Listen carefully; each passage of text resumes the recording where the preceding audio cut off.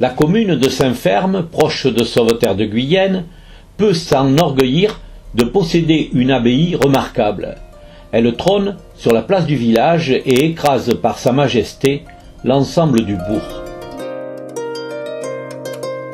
Construite au Xe siècle, détruite durant les guerres de religion, puis reconstruite au XVIIe siècle, elle a la particularité d'être l'unique abbaye en entre-deux-mers dotée de l'ensemble de ses bâtiments. Une église de style roman gothique, des salles pour beaucoup restaurées et chargée d'une histoire classique, domination des papes, guerre de religion, possession anglaise, une routine pour beaucoup de lieux de culte en entre-deux-mers. Émile Bouscari, le maire de Saint-Ferme, nous parle de son abbaye. Elle n'a aucun secret pour lui. C'est un patrimoine exceptionnel que nous avons, c'est un joyau, que les habitants de Saint-Ferme ne connaissent pas la valeur réelle. C'est vrai que quand on vit toujours à côté d'un bâtiment comme ça, ben écoutez, ça devient commun. Ce sont les gens de l'extérieur qui s'extasient devant ce bâtiment et qui nous poussent, si vous voulez, à le faire connaître. C'est une abbaye donc fortifiée, sur laquelle il y avait à l'époque encore 11 moines jusqu'au XVIIe siècle. Elle a été rasée donc par les protestants et reconstruite au XVIIe siècle. Donc les bâtiments qu'on a aujourd'hui datent du XVIIe siècle. Et la valeur architecturale aujourd'hui est incontestable. Ce qui est le plus exceptionnel dans cette abbaye, ce sont les chapiteaux.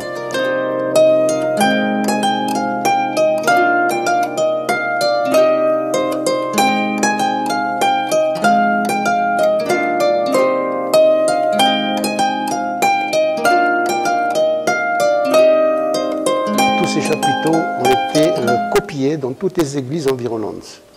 Le sculpteur de ces chapiteaux a été appelé le maître de Saint-Ferme. Et ils ont une valeur historique très importante. Malheureusement, elle est méconnue. C'est dommage parce que, vu aujourd'hui l'état de cette abbaye, c'est la seule de notre région, de l'Entre-deux-Mers, restaurée de partout.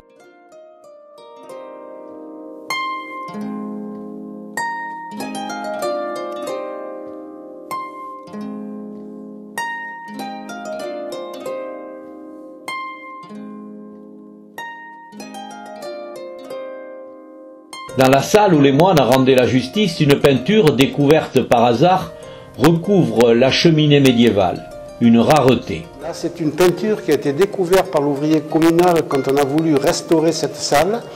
Et donc il y avait du plâtre, et quand il a enlevé le plâtre, on a trouvé des couleurs dessous. Donc on a fait venir les bâtiments de France qui nous ont dit c'est une peinture du XVIIIe siècle qui est faux classée. Les moines avaient une jurisprudence de justice sur toute la région. Ça représente la justice avec les yeux bandés et la balance bien sûr de la justice. Sur le haut, à droite, il y a les armoiries de l'ancien abbé Batz de Tronquéléon, qui est décédé, et on l'a découvert que 4 jours après. Donc, raidi sur sa chaise, ils ont trouvé la solution de ne pas le mettre dans un cercueil, mais de le mettre directement dans la crypte de l'église, assis sur son fauteuil. Un vitrail, posé en 1999, retrace parfaitement les moments importants des activités dévolues aux moines. Ils ramassaient le raisin, bien sûr, et comme ils ne pouvaient pas transporter le vin par la Garonne, puisque la Garonne, souvent, il y avait des problèmes de circulation. Donc, ils faisaient ici, ils faisaient de l'alcool. Et ils avaient aussi un devoir, à chaque fois, c'était de recevoir les pèlerins, leur laver les pieds, les loger et les nourrir. Un peu trop loin de tout, l'abbaye vit au rythme des activités culturelles proposées par l'association des Amis de l'abbaye de Saint-Ferme. Elle fête cette année ses 30 ans d'existence, résumée par la trésorière historique Marie-Arlette Bernard. Nous avons reçu Vladimir Ashkenazy, qui est quand même un des meilleurs pianistes du monde. Nous avons reçu Jean-Philippe Collard. Nous avons eu les arts florissants avec William Christie. Nous avons reçu beaucoup de chorales pour des chants grégoriens. Nous avons eu des expositions magnifiques aussi, les tapisseries d'Aubusson, les expositions d'icônes sur verre, des expositions de dentelles, avec des dentelières du Puy qui venaient. Les artistes qui sont venus reconnaissent qu'il y a un patrimoine exceptionnel. Chantal Bloin, nouvelle présidente, s'inscrit dans la continuité d'une période riche en événements prestigieux. Et elle sait que la tâche sera rude. Continuer le chemin qu'ils ont déjà tracé, avec plus de difficultés sûrement, du fait de la désertification un petit peu du territoire. On est une petite commune, donc on est obligé d'aller chercher les éventuels adhérents, les éventuels bénévoles bien plus autour que notre commune. C'est exactement la même chose pour les faire déplacer et les faire venir à nos différentes manifestations. Je ne connaissais absolument pas Saint-Ferme, je suis plutôt bordelaise, je suis née avenue Thiers, pour vous dire.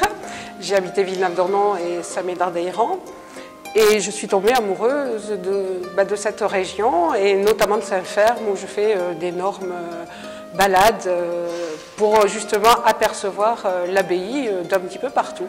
L'histoire va donc continuer, les bénévoles sont là, amoureux de leur village et de leur abbaye, heureux comme Georges Chéroux d'avoir enfin trouvé une présidente. Pour nous, c'était important d'avoir une présidente.